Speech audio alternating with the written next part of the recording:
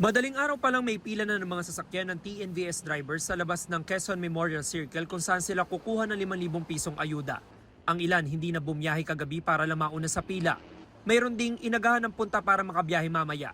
Ang TNVS driver na si Leonard galing Novaliches, malaking porsyento raw ng kanyang kinikita ay napupunta sa diesel. Yung 5,000, kulang na po yan. Halos isang araw at kalahati lang po namin gagastusin sa konsumo sa petrolyo yan. Pasalamat na po dahil tulong ng gobyerno.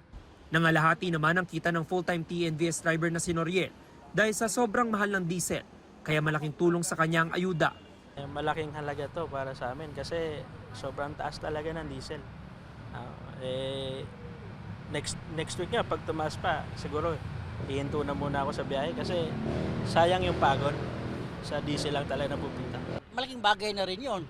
Kasi dati, nung takbo ko ng 100, 160, ano lang yun, mga 1,000 to. Ngayon, umabot ng 1,800 na eh.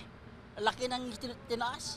Bago ang ayuda, sabi ng TNVS drivers, diskarte muna para makatipid sa konsumo.